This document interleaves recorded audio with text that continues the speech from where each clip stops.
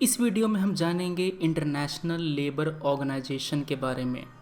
ये रिलेवेंट होगा UPSC prelims के लिए, और जीएस2 में अगर सवाल पूछा जाता है अंतर्राष्ट्रीय संस्थान, एजेंसी, उनके स्ट्रक्चर और मैंडेट से, यहाँ पर भी ये वीडियो रिलेवेंट रहेगा। भारत को आईएलओ के गवर्निंग काउंसिल का जो चेयरमैनशिप है वो दिया गया है 35 साल के बाद। भारत इस पद पर अक्टूबर 2020 से जून 2021 तक रहेगा।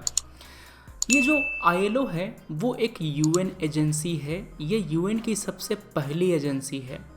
इसको फाउंड किया गया था 1919 में, जब लीग ऑफ नेशन का गठन किया गया था वर्ल्ड वॉर 1 के बाद। इस तरह से हम कह सकते हैं कि ये सबसे पुराना और स्पेशलाइज्ड एजेंसी है संयुक्त राष्ट्र का। इसके 187 मेंबर हैं। 187 में से 186 तो हो गए यूएन के मेंबर स्टेट, और एक है कुक आइलैंड। कुक आइलैंड आपको पैसिफिक ओशियन में मिलेगा। कुक आइलैंड भी आईएलओ का मेंबर है। काम क्या होता है इसका?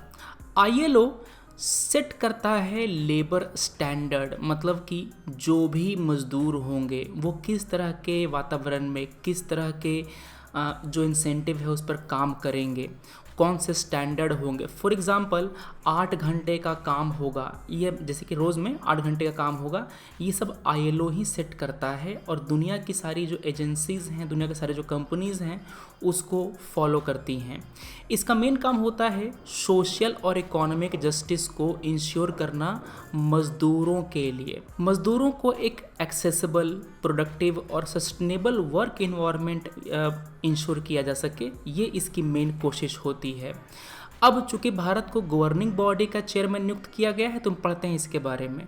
ये आईएलओ का एपेक्स एग्जीक्यूटिव बॉडी है। एपेक्स का मतलब होता है कि सबसे पावरफुल बॉडी है आईएलओ की, और ये इसको चलाने का काम करती है। मतलब कि इसकी पॉलिसी बनाना, कौन से प्रोग्राम चलाए जाएंगे, क्या एजेंडा होगा संस्थान का, बजट क्या होगा, कितना होगा, कहाँ कहाँ पर एलोकेट किया जाएगा, ये सभी ये गवर्निंग बॉडी ही डिसाइड करेगी।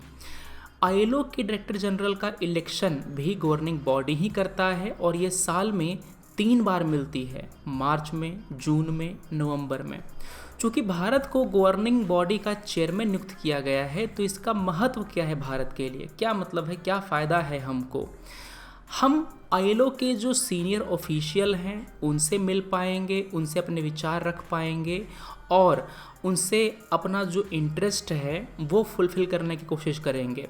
भारत सरकार ने ईज़ ऑफ डूइंग बिजनेस करने के लिए जो भी लेबर रिफॉर्म किए हैं लेबर मार्केट में, वो आईएलओ के ज़रिए दुनिया के सामने रख सकता है।